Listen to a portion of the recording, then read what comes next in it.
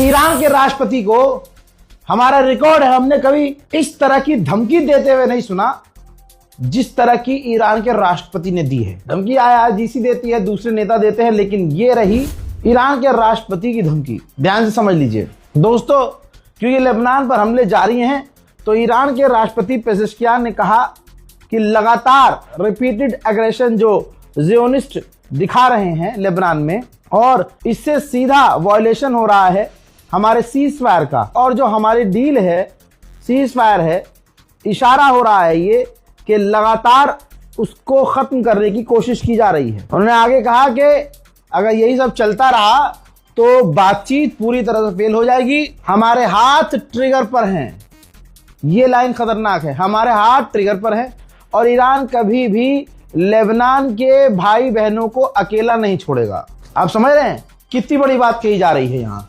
मतलब ईरान के राष्ट्रपति ने पहली बार कहा है कि हमारी उंगलियां ट्रिगर पर हैं। तो देखिए मामला कभी भी खराब हो सकता है, कभी भी बिगड़ जाएगा।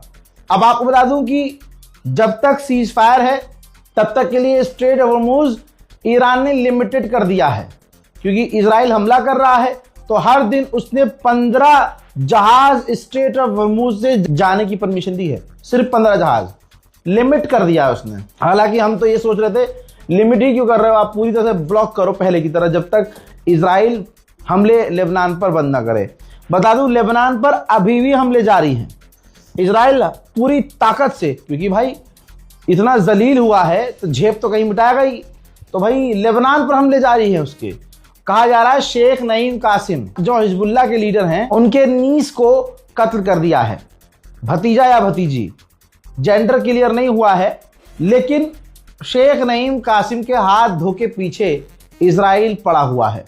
और चलिए ठीक है वो तो हिजबुल्लाह से है, लेकिन जो आम लोग हैं उनका भी नरसंहार पिछले 48 घंटे से जारी है। ऐसा लग रहा है इजराइल की हरकतें देखकर कि इजराइल ईरान से जीत नहीं सकता कभी जिंदगी में, तो वो पूरी अपनी जो बौखलाहट, तिलमिलाहट, किलकिलाहट वो सारी लेबनान पर निकाल रहा है। लेबनान पर जो उसने तबाही मचाई है, एक झलक देखिए आप बस।